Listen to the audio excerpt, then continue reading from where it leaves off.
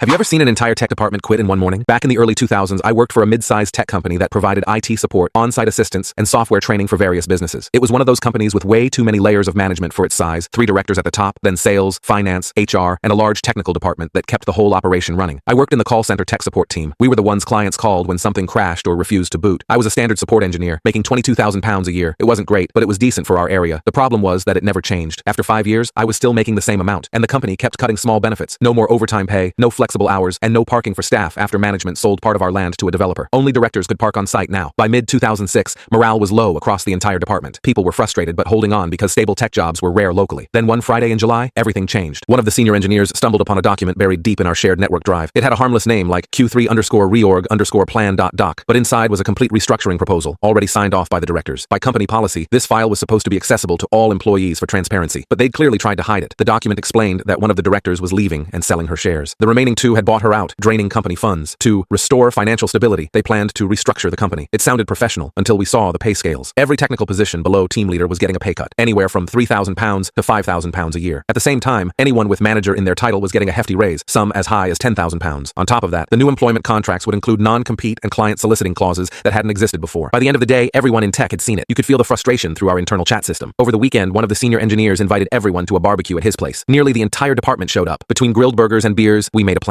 Monday, July 24th, 8 a.m. sharp. All 26 members of the tech team walked into the office at the same time, each carrying a printed resignation letter. Every letter quoted the same line from our contracts. Employees with access to confidential company data must be placed on immediate gardening leave upon resignation. That clause was meant to protect the company, but it meant that once we handed in our notices, we couldn't legally continue working. We'd still be on the payroll for a month, but completely off-site. At 9:30 a.m., the director finally realized what was happening and stormed into the tech floor. The senior engineer calmly took off his ID badge, placed it on the desk, and said, "I've already resigned. I'm just following company policy one by one." We all did the same. Badges, swipe cards, and headsets were left on desks as we walked out. By 10 a.m., the entire department, from senior engineers to juniors, was gone. By noon, chaos had taken over. The help desk queue exploded from about 30 open tickets to over 100. Clients were calling nonstop, and there was no one qualified left to help them. Managers tried to step in, but they had no idea how to use the systems. Calls went unanswered, service outages multiplied, and angry customers demanded refunds. That same afternoon, the directors started calling former staff members individually, begging them to return. No one did. A month later, when our gardening leave ended, that same senior engineer launched a new company. He hired the entire team, all 25 of us, and had already signed 10 of our former clients. The pay was slightly higher, the conditions were better, and for the first time, we actually felt valued. Our old company limped along for about a year, losing contract after contract. They couldn't hire skilled replacements fast enough, and their reputation was in ruins. By mid-2007,